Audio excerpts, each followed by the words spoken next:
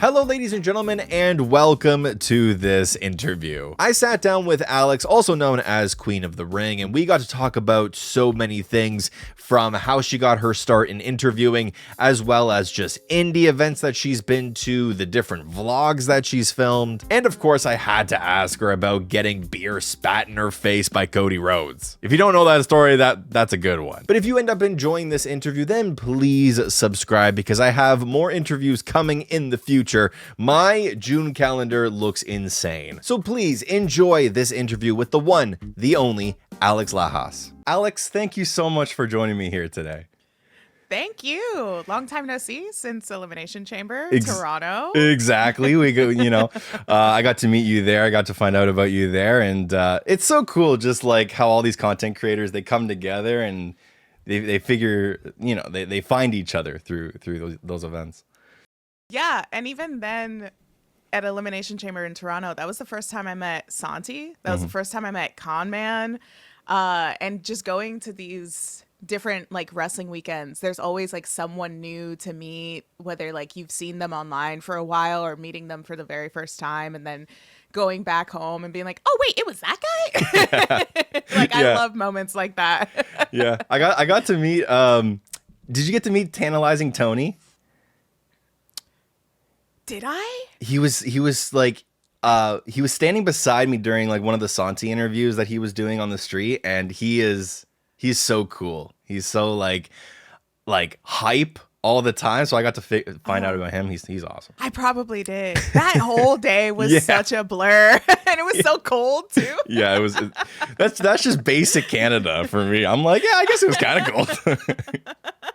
I felt bad for Santi because I was his cameraman for the day, and so I walked into his hotel room, and I'm like, oh, by the way, I forgot my gloves, and he was like, what? You forgot the most important thing? And I'm like, yeah. So he was walking around one glove all day. Oh yeah, was that when we filmed at the Superstore too? Yeah, that was so much fun too. That was good. Yeah, that was good. But like you're saying, you've been to Elimination Chamber, you went to the Royal Rumble, you went to Wrestlemania, you went to Revolution. How tired are you? I'm not. What? I'm not, honestly. No, I'm not. I'm really not. I love this. I love traveling so much. I was just at Backlash for St. Louis. Denise wanted me to help her out with that, and I got to do that, and just like big love to her for having me on her team. But yeah, even St. Louis, I flew in 6 a.m. day of the show. I flew out the next day. I did like the brother travel, as like some friends say. I'm like the road warrior now, veteran road warrior. But yeah, I mean, it's definitely exhausting, when you're there and you're working, right? Like you're trying to get all the content, trying to do the interviews, and like it's definitely a lot of pressure doing the media junkets as well. Like there's a lot of pressure into it, and I've been doing it for 2 years, but I still feel like I'm trying to find my rhythm in that and trying to find my voice in that as well. But I love traveling. I'm such a people person too. I'm such a social butterfly. Like, again, in Toronto, like just to be around so many different creators, to be around so many different people and pick their brains. And I love this. I love traveling. I've always traveled when I was a kid, and no, I'm not tired yet. Not yet. Next event you might be. I mean, we'll see. Yeah. I'm doing Money in the Bank in LA, so I've already got Money in the Bank lined up. I've already got All In Texas lined up, and then thankfully SummerSlam is here in New York, and it's spared me with my credit card, so that's good. Yeah, exactly. But going back just a little bit, I want to. Go back to when you were younger. How did you first get into wrestling? I have 2 older brothers in the 90s that put me in pile drivers.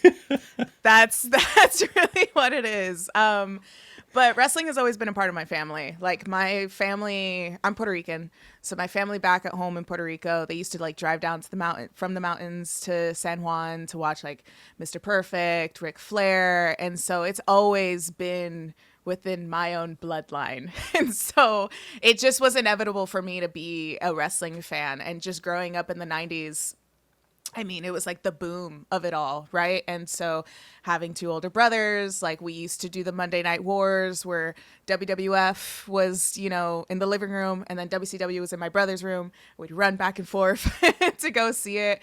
But yeah, that's how I got into wrestling, but I think what made me stay was the theatrics of it all. I'm a theater kid and I went to theater school for college, and so like I just loved playing pretend when I was a kid. I loved like reenacting different like TV shows and movie scenes. And so when I saw professional wrestling, like back in the day when The Undertaker was kidnapping Stephanie McMahon and Stone Cold Steve Austin like had to rescue her, like, dude, that's such a TV show right there, right? And so like that's what made me stay. And I just stayed ever since. And Shawn Michaels, being a huge Shawn Michaels fan as well. And then he had his resurgence finding Jesus and having like the banger matches that he had in the early 2000s. Yeah, I mean, that's how I got into wrestling. And then, of course, everyone's story of when you're growing up and you go to high school and you're like, oh, you're watching that fake stuff again. And you're like, never mind. I'm not going to watch it anymore. Did you have that experience as well? Oh yeah. It's I stopped watching wrestling when Edge retired because I'm from Toronto, and I was so butthurt as a kid. I'm like, I'm not watching this anymore. See, I was a little bit like that because like Sean retired when I was in college. And so I was like, what's going on here? Like, what's going on? And then he got inducted to the Hall of Fame. And then I slowly sort of got back into it. But what really got me back into it was Kenny Omega and New Japan. Yeah, Kenny Omega and New Japan was really like got me back into it. And I went to Ring of Honor in New York. It wasn't Hammerstein, it was Terminal 5. And that was the first time I saw the Young Bucks and AJ Styles, and they were Bullet Club. And I was like, who the hell is this? And like the crowd was going crazy for them. And I'm like, who are these guys? And so then I went on Facebook, I think, and I just found a New Japan like fan group, and I just dived into them. So it's really cool, growing up with WWE, but then discovering that there was more wrestling outside of that. And that's what got me back into it. And then like, just to see where it is now, right? With AEW and just following those dudes at like these small venues, was just so cool to see where they are now. But yeah, that's what really got me into it. So I've been in it since I was born. Yeah. If I was pile driven by my older brother, I don't have one. I'm the older brother, but yeah, I would be into it too. So you do a lot of interviews, and so how did you actually like get into interviewing? Right, like you watched Kenny Omega, you got to go to these indie events. How did you go from there to interviewing? It was through Complex when we did so. Complex, like there was a producer that reached out to me via DM on Twitter, and they worked at Complex, and Complex is the one that does like the hot wing shows and the sneaker shows, and they were signing a deal with Spotify to do Spotify Live, which was essentially like Twitter Spaces, like Clubhouse. And so they were like, yeah, we'd love for you to have a show with us. And I did that with Sir Wilkins. And they're like, cool, we're going to interview wrestlers. And that was the first time I did that. And I was like, I don't think I know what to talk to them about. I was very nervous when we started that show because we were doing big names. Like, we were doing like Nyla Rose. We were doing Jade Cargill when, she had her huge run in AEW, Liv Morgan, like that was like just such big name. I mean, Bianca Belair. It was just such big names, and I was incredibly nervous. But I think what made me so comfortable was because like we were under the umbrella of Complex. And again, being a theater kid, like I love wrestling. I have the knowledge of wrestling. I could be a wrestling historian all I want, but like I love theater. I love pop culture. And I've always viewed professional wrestling within the lens of pop culture. And so to be under the umbrella of Complex, I think was what made me so much more comfortable to interview these people and to talk to them and get to know them more. Like the interview with Jade Cargill, we're talking about N64 and GoldenEye. We did an interview with Bronson Reed, and we're talking about Stranger Things because the new season had just came out.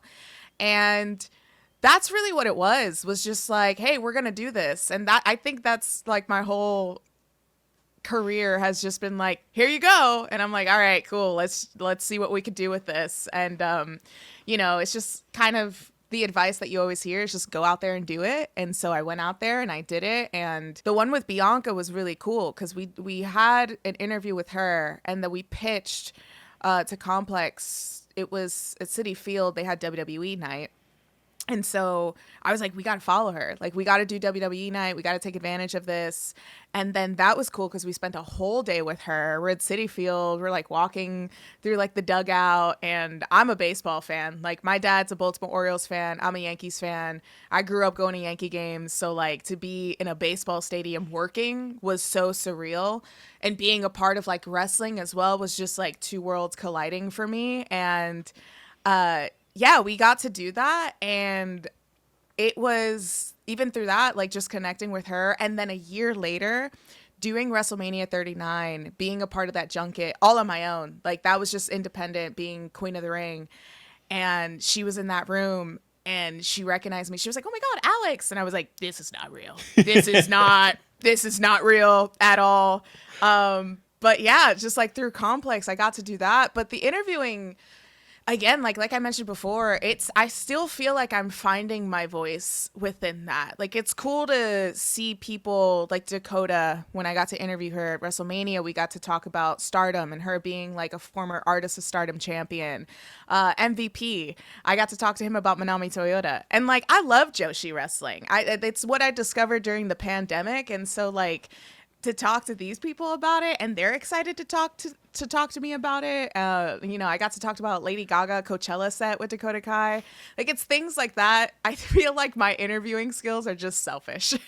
It's okay. But people are along for the ride. Yeah, because all these people, they're just they get asked the same questions every single day, right? Like, MVP, oh, when are you going to come back on TV? Like, where have you been?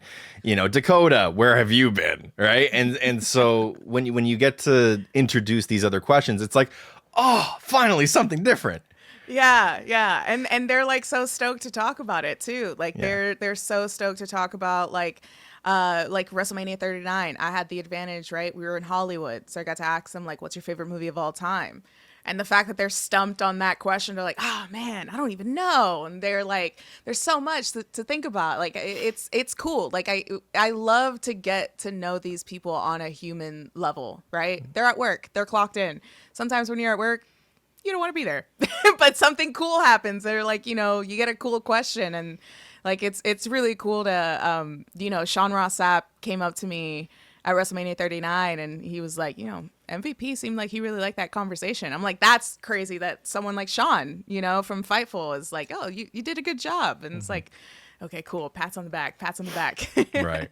Yeah. Even moving on to just like different indie events you've been to as well.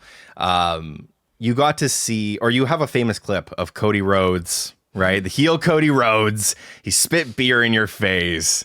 And you guys got to yell at each other. What has that clip done for you? Just as every 6 months it comes up, right? I go viral every like twice a year, or whenever the conversation of Cody should be heel comes up. I personally, for me, I love seeing that because I love to see how far I've come. Like, I had blue hair at that time. I was like, that whole event was just so crazy because that was the first year of Queen of the Ring. Like, I was maybe 2 months into being Queen of the Ring. And that year during the Super Bowl, I won money. I won a lot of money that covered me going to WrestleMania. And I was like, let's go. Like, I didn't save that money. I just went to WrestleMania. And during this time, Kenny Omega wasn't wrestling in America like that, the way that he is now. And so it was a huge spectacle for him to come to the States. And, me being a huge Kenny fan, I was like, I have to go. Got front row seats. And it was New Orleans, and I had too many hurricanes. I had way too many hurricanes. I'll admit that. And so I was heckling Cody, and because I loved Kenny, and one thing led to another. He got in my face and he spit beer in my face. But it's funny because a lot of people do recognize me from that, or at least like I'll tell people something, or people will be like, "Oh my God, that was you! I didn't even know that was you." And I was like, "Yeah, I'm not a plant. It wasn't planted, you know." But yeah, for me, I see that clip, and I just like to see how far I've come, and it's really cool to be a part of a huge wrestling moment like that, you know, where it continues to go viral, but it continues to go viral because it's like Cody is such a fantastic performer, and to have that moment with him was just so surreal. And even in the moment, I was just like, whatever, Cody spit beer in my face. But now that's like 7 years later, and it's still going viral, and it's a crazy, it's so surreal that continues to come up, and people have asked me, they're like, "Are you embarrassed by that?" I'm like, "Absolutely not. No, I would never be embarrassed by it." And it went viral recently, and Cody followed me on Twitter, and now I'm trying to plant out like, how can I have the sit down Chris Van Vliet interview with him about that time or something like that. I hope that I could do that, but I mean, yeah, I hope that he remembers that moment too. That would be cool to connect with him because of that. But yeah, it's definitely a viral moment that just, I'm proud that lives on, and it was a drunk moment in my life. But yeah, I mean, it's just, I guess it's one of those things where it's like, I look back on it, it's like I've always been true to myself. I've always been myself. And I love that even 7 years into this, I've been doing this for a very long time. I've grown from that person, but I'm still like very authentically myself, and I love that. I love to see that go viral, and yeah, it's definitely a special time in my life. I feel like everyone kind of becomes a different person when you've invested money into going to like a wrestling event. Like I went to WrestleMania 39, and I was sitting beside somebody that wasn't a wrestling fan. Like it was a girlfriend that clearly got dragged to the event. And I was in the 300s. I've saved all year for this, and I was popping for everything. And she gave my wife the dirtiest look. like what is this guy doing? You know, type of thing. I feel bad for it, but I can relate to how hype you got in the front row there, because you've, again, invested all this money into it.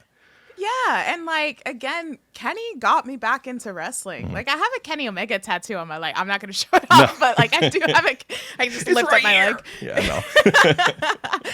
But like he was the one that got me into wrestling. So to sit front row to see, like, at the time I would say kind of like my hero in a way, you know, to just be so hyped up. I'm seeing this person, like I used to stay up 4 in the morning to watch like Dominion, to watch Wrestle Kingdom, and it just somebody that just at the time I just looked up to so much, and got to see up close, and finally got to watch him wrestle, and like just to see the art that he puts into the canvas of the ring, right? Like I watch professional wrestling as if it is an art form. And so, to invest money that I won, and it was easy to invest that money, but to invest money to like sit front row and watch someone that you admire so much is cool. Like WrestleMania, was that your first one? Yeah. It was. I mean, yeah. That was the year that I got back into wrestling.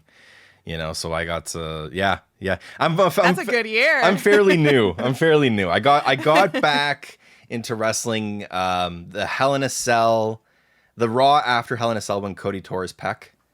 Oh, okay. So I got to see, like, you know, him crying in front of Seth, and that was my first reintroduction into it. And I'm like, this is Cody? I'm like, this is Stardust? This is who I used to watch as a kid? Like, he's in suits now? Like, it's cool. Yeah.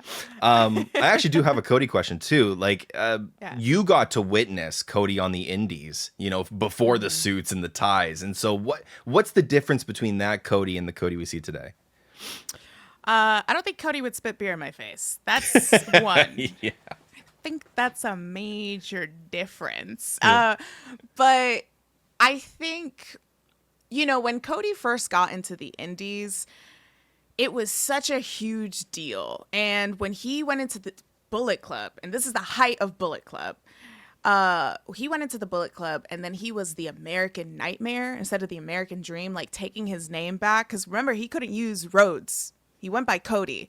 And so it felt like at that time when he was in the Indies, like, sure, it was proving to everybody that he is not like living in his dad's shadow, but it just felt like he had a lot to prove within himself. And you can see that. And you can see that when he was doing, you know, PWG. You can see that when he was doing Ring of Honor as well. And I used to go to those Hammerstein shows at Ring of Honor.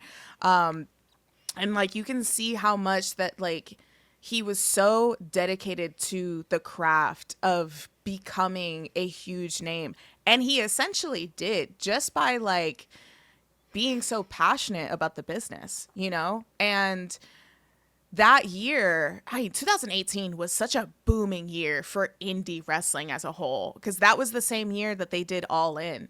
And even that, like, you know, I think it was so smart for him to team up with the Bullet Club and to team up with people like the Young Bucks. Like, they were running the indies at that time, and he was as well. And for a WWE guy to go on to the indies and like, yeah, you know, like we see that now, like when Matt Cardona did that, you know, at GCW, like the first person to do that in maybe like, I guess it was Cody, that just made such a big name for themselves outside of WWE, was a big, really cool thing to see, you know? And so even I went to All In, and even at the end of All In, he announced, he was like, if you notice, like, everyone here is a true professional wrestling fan, because nobody is leaving to beat the traffic. And it's true. Like, the event ended, he had this speech, and there were still people sitting there. And I think that, like, he almost maybe had to prove to the fans as well that he's not a Nepo baby, right? He's not the Nepo baby that had, I mean, he wasn't, because if he was, then he still would have been in WWE, probably would have been in catering, and probably would have been, like, released 2 years ago, you know? But he got let go, he left, and he proved to himself and the entire industry that he is so much more than Stardust, even though I love Stardust so much. But yeah, it's like, for him now to see where he is now, to main event Wrestlemania, to go on and to be like a WWE champion, like, you would not have guessed the dude in like the face mask with the little mustache he would go on to do that. And so it's really incredible to see his growth. It's really incredible to see that. And yeah, I mean, there's just something about him where it's so easy to connect to him. It's so easy to connect to Cody, and he's such a fantastic storyteller. And I think that was such a key within his time when he was in the indies as well, was the storytelling, the massive storyteller that he was in the ring, outside of the ring, during promos. And you also have to consider BTE being the Elite, like that whole YouTube channel as well, to like kind of slightly pull the curtain back, but still play into the character and still tell those stories on YouTube. I think that he just capitalized on such a really great time within independent wrestling. And it wasn't, he just got into it and it was just lucky for him. He also helped uplift it. And like, look where we are now, you know, he helped, you know, create AEW. AEW is doing very well. Now he's gone on to WWE, and like WWE is doing well. And I feel like the state of professional wrestling right now is in such a lovely, lovely place, you know, like it's so nice that you can have so many different places to watch professional wrestling. If you don't want to watch Cody, you know, facing John Cena in WWE, then you can watch like Young Bucks, Kenny Omega. You can watch like so many, I mean, just AEW connecting with New Japan, with Forbidden Door, and it just to see like even Willow Nightingale. I remember the first time I saw Willow Nightingale was at a gymnasium in Brooklyn for like a small indie show. And even like I saw like little kids attach themselves to Willow that night, and to see where she is now is just incredible to see how much independent wrestling has grown since then. We got to go to MLP just a couple weeks ago, Maple Leaf Pro Wrestling. Yeah. Oh my gosh. It was like, surprisingly, she really likes technical wrestling. Like, we watched Zack Sabre, and I was like, babe, this match might be a little boring if you want to go to the bathroom, whatever. And she was locked in. And then the finish came, and it got so fast, and she was like, whoa, whoa. And I'm like, she's reacting to this? I was bored out of my mind, but she loved it. And, different wrestling fans like different things. It's really cool. I love that. That's my favorite thing when I go to a show, or like when I meet the YouTube guys and then their girlfriends are there. Like, I'm so much more attached to talk to the girlfriends and the wives and like to hear what they think about it. Like, and that's the thing, like, when I started this, there weren't a lot of women that were YouTubers that were in this space. And so like, it's amazing to see how much, just girl power is in this space now, and it's incredible to see how many women go to the shows and they're just like so much more into it than the men. Like, sometimes I feel like at this point there are women that drag their boyfriends to wrestling shows. I'm like, hell yeah. Turn those tables, girl. Hell yeah. I think that this is a great place to bring this up, is that Rhea Ripley spoke out against these weird fans who degrade women. Right. And the whole community, at least the normal people, were speaking for her and saying, what's been your experience like as a woman in this male dominant industry? Oh. Yeah. Yeah. That's it's tough. It's really tough. It honestly is. I mean, like, it's funny because I have a lot of guy friends that joke like, I can't imagine what your DMs look like. It's like, no, it's bad. It's not just like, asking if I sell feet pics or asking for OnlyFans. Like, it's pretty critical and very harsh. And when you get into the space, it's criticism is going to come and go, but it's bizarre because I just exist and I just have opinions. And you get death threats. Like, I got death threats when I went to an AEW show and I told a story of I got chicken tenders before a women's match, and I got death threats because of that. Because I got hungry at a wrestling show. I went to a wrestling show not that long ago, and a guy tried to kiss me.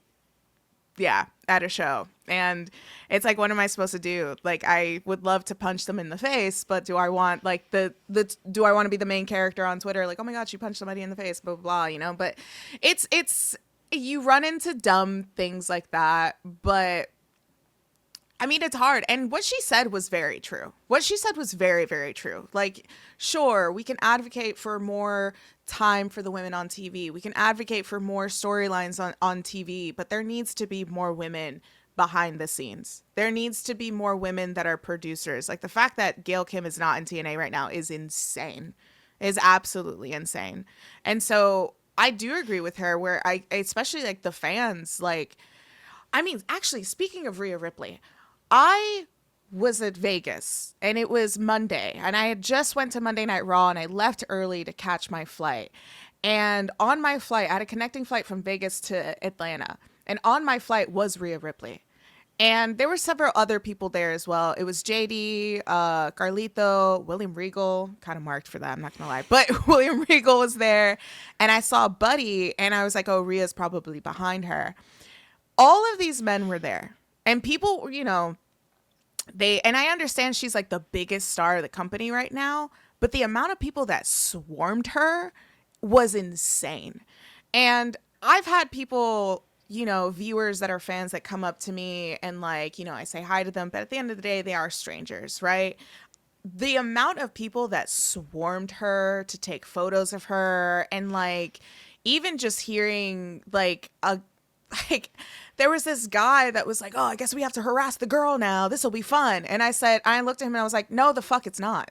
It's not fun. I can't imagine how scared she is, where people are just like swarming her left and right, and like the guy just like was like, oh, I mean, like, I'm just kidding, but she is on the clock. I was like, no, she's not. And she has a black eye from WrestleMania. Also, we just saw her work weekend, and so it's like regardless of gender, just like anybody that are just swarming these professional wrestlers are just insane.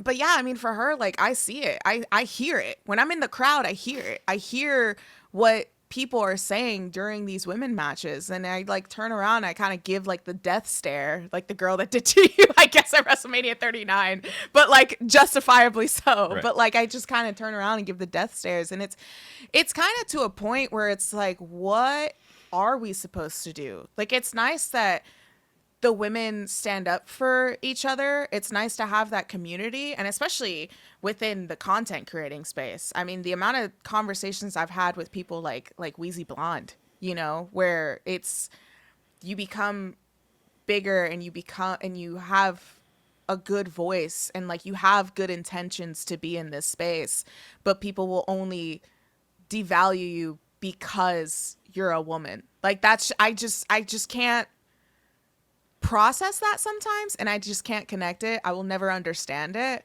But I think that she is just totally in the right for tweeting that out. And it's at a point where it's like, what are we supposed to do? You know, like you can criticize us, sure, but when you're, you know, following people back at their hotels, like the stories that I've heard of people that work at WWE and AEW where they're like, oh, I had to protect, you know, someone like Britt Baker, where there's a fan trying to get into her hotel room. It's like, what are we supposed to do with that? Like, we can carry pepper sprays around us. We can try to like form the groups and try to, you know, but it's tough. And I can't imagine someone of her caliber dealing with that. But it's just tough. And it's nice that there are other creators that are men that stand up for us as well. Like, I think I've like am happy enough to, you know, I was at Fanetics last year and the fan that tried to kiss me at a show was there and I had to hide behind my friend who was like very tall and big. I told Muscle Man Malcolm was there as well. I had to tell him like, hey, I need to walk away for a second. Yeah, big boy who I could easily stand behind while he's asking his Waffle House questions. But I had to stand behind him, and it's like I'm not a Rhea Ripley, you know, like I'm not somebody like that. But it's just insane to deal with, and like it's to a point now where it's very sad that I'm desensitized by all of it. Like, it's very sad to deal with that. It's just kind of heartbreaking, you know, to just exist in this space. And it's like, I don't know what else to do. Like, I can, you know, even after dealing with the chicken tender gate, my friends and I, we like to call it chicken tender gate, but it was like to deal with those death threats was just insane because I got death threats for an entire month. And it was really bad. Like, it was people that were like, you know, I hope you get R-worded at a show. Like, you know, I would slit your throat, this and that. Like, it's crazy because I had an opinion about wrestling and I was hungry at a show. Like, at that point, it's like, what am I supposed to do? Mm-hmm. At that point, how am I supposed to present myself? And at that point, like, I feel like that contributed a lot to like my burnout. And I took a hiatus because of that. I took a hiatus because it was just like, it's a lot to deal with this, and especially break the wrestling bubble, what's happening politically in the world right now, you know, like it was a lot to deal with. But I mean, I guess it's just one of those things where you just have to keep going and just like find the people that protect you, find your support system, and just remember that like you're okay. What you're doing is okay. What you're doing is, you know, you have good intentions. There's just a lot of horrible people, and Twitter is just, you kind of have to log off and delete the app sometimes because that's just like a whole cesspool of an echo chamber that is never going to get fixed at all. And sometimes some of those things don't necessarily connect with in real life stuff. Sometimes it does, but it's very rare. But yeah, I mean, I don't know at this point, like, what are you supposed to do? You bring up Wheezy, you bring up, or you know, yourself. There's many as well, all prominent female content creators in this space. If there's any girl that's watching this, you know, even if just one viewer, and, you know, wants to get into this space, what advice could you give her? I would say whatever I just said earlier, don't let that discourage you. Definitely don't let that discourage you. But there is a voice for you in this space. It is very intimidating to be in this space. It's very intimidating to be in that room sometimes and you are the only woman there, you know? And it's tough, but there is a seat at the table for you. And as long as you have good intentions, as long as, you know, you're not going to find your voice right away, but it's going to be there. You know, I'm 7 years into this and I still feel like I'm rediscovering my voice through growth. But, you know, obviously you have a phone, it has a microphone, it has a camera, you buy a little tripod on Amazon and you're set to go. But just do it. Don't let the criticism get to you. Don't, you know, you have a voice in this and it's very necessary. There needs to be more women out in this field. Like, you know, yes, we have Wheezy Blonde, we have Minnie Portable, we have Denise Salcedo. I will also bring like Wrestling Wine down into this as well. Like, they are creators that have curated their space for everyone, but there is such a safe space for women in that as well. And just remember, like, when you're creating, you are representing so many voices that have always felt like they did not belong here, and you belong here 100%. And again, just have really great intentions, but don't be intimidated by all of these dumbass boys. Don't be intimidated by all these dumb boys. They're dumb, smelly boys, and you smell great, I'm sure. I don't count myself in that, you know, little cesspool. I don't count you in that either. Exactly. These are the people. I've said this just to myself. I've never said this, but when you see some of these people argue on Twitter, if you were to argue with them in person, you would almost feel bad for them. Like, you wouldn't argue with these people in person because you just feel bad for them. Well, Yeah. that's the thing. You wouldn't argue with these people in person because they're not saying these things in person. You know, like, they're not doing that. They're not behaving that way in person. Like, some of these people are shy. Some of these people are shy and they hide behind the keyboards. And again, like, that's going to come. That is definitely going to come when you're first creating, when you're first getting out there. That is absolutely going to come. And it's hard. It's very hard. But you also have to find methods to take care of yourself and log off sometimes. Don't burn yourself out with reading the do not read the comments. Do not read the comments. It's 100% don't read the comments. I remember when I did Quizlemania with my former co-host in Church of Joshi, Kayla, who's my best friend. I love her so much. We were venting and she was like, I was reading the comment on the Quizlemania that we did with Steven Larson. I was reading these comments and these comments that were saying this. And I was like, stop. They're going to say whatever they want. You have to let them exist because you know your truth, you know your worth, and you just have to ignore it. And it's so much easier said than done. But once you get into the methods of like, okay, I posted this video, I'm not going to look at these comments. I'll look at these comments maybe in like 2 months. That's sometimes what I do. I'll post a video and I don't look at the comments. And I'm just like, 2 months later, let me see it. And they turn out to be really nice. And then some of them are not. And that's okay. You know, that's fine. It's difficult, but you just have to remember that sometimes people need therapy. People need therapy, and sometimes people need an outlet. And unfortunately, you are their outlet, whether it's good or bad. But you can't take it personal. You just can't. You really can't. I want to end on a positive question, and then we'll get out of here because you know, thank you for being so deep and vulnerable there. Thank you. You got to interview so many talent at WrestleMania 41. What does the setup process look like? What does that day look like for you? Okay, so for me, our call time is 8 a.m. sometimes. I am up at 5 a.m. doing hair and makeup, Because I have to. I'm that girl. I am up at 5 a.m. doing hair and makeup. But I will say, like, the night before I go through all of my questions, and that's the thing, like, WrestleMania 41, for example, they changed the names. Like, they changed the talent, like, last minute. And so I already have questions set up for the majority of the roster, and I try to, like, keep up with some questions if storylines, change and whatnot.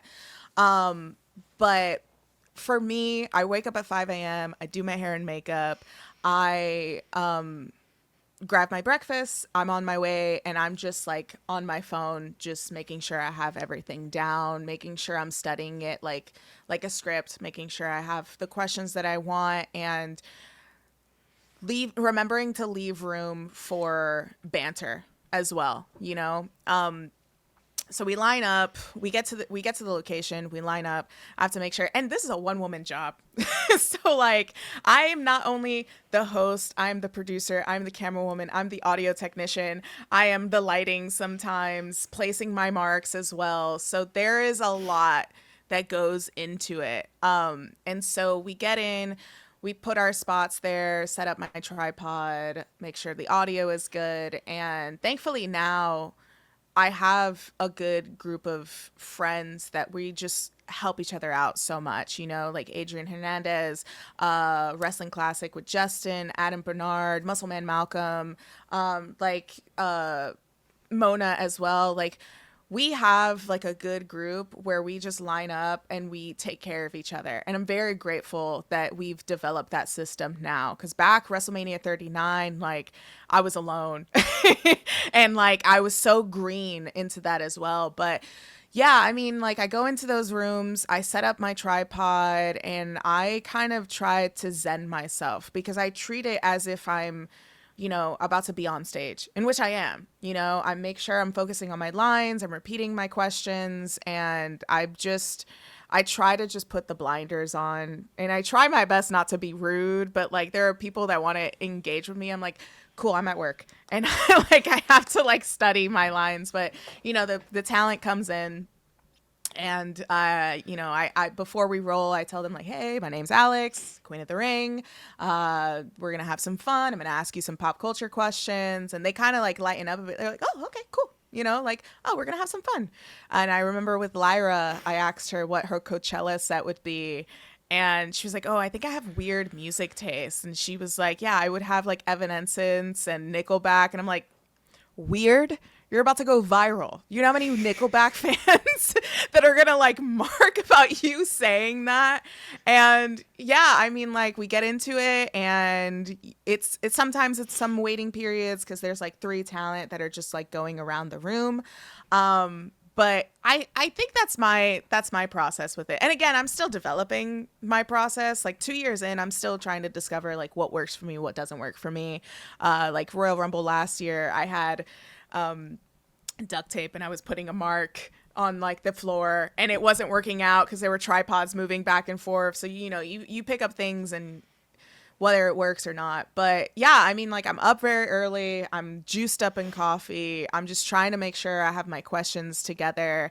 But at the end of the day, I still have to remind myself, like, girl, you have to have fun. You have to have fun. And I definitely try my best to do that. And I eventually, like, I get into it. I'm just so nervous. Like, the nerves just like are just inevitably going to be there. But once it's like camera on, ready to go, and I'm just like, hey, Alex Lajas here, blah, blah, blah. And like, and I see them like relax from like the view of the camera. I'm like, okay, I got to relax too. I got to chill too. But it's also like a little pressure because it's like, I'm having so much fun asking this question, but I know I only have 3 minutes and I don't want to take other people's time. And, like, it's a lot to go into it. And there's a lot of like, oh my gosh, what's going on? There's a lot of like almost panic, but it's fun panic. It's exciting panic. And then afterwards, we just chill, try to go back to the hotel, try to make reels about it. And I always try to like get a burger or get something heavy just to kind of fill my stomach because I'm like so full of butterflies too and anxiety. But I think that's my process. Again, it's very loose. It's very it's very like shenanigans, like, I'm just having fun at the end of the day. And, I'm not too worried about Fightful trying to get like the article bits and everything like that. Like, again, SummerSlam, it was a dream of mine to ask Bayley about Paramore. I'm a huge Paramore fan. I love Bayley so much. I've loved her since NXT TakeOver Brooklyn, And so when I saw that Bayley was on that call sheet, I was like, this is the moment. This is the moment I'm going to ask her about Paramore. And it was rumored that she was trying to get Paramore at WrestleMania 40. That didn't work out because they had the tour with Taylor Swift, so they couldn't make that work. And I asked her about that, and she said it, and she told me that, and then Fightful picked it up, and I was like, oh, that's pretty cool, because that's a question that was a personal question, So that's really cool that there's like material that I come in with, and there's other people that are really stoked to hear about that. And that's what made me be like, okay, have fun. Don't worry about getting the clicks, going viral, this and that. It's gonna come. You just have to make sure you're having fun in the moment. I want to thank you so much for joining me here today. This has been so much fun. If you can give us a sneak peek at your next event. I think you were saying Money in the Bank. You're going to Money in the Bank, and so I am going to Money in the Bank. Yeah. What is that looking like right now? Like, do you have any information on some talent you could be interviewing? Not yet. Okay. I don't have any information. I was trying to get something. No, you trying to get a scoop? Yeah. You trying to get a scoop? No, Cody's not going to clip. be there, I don't think.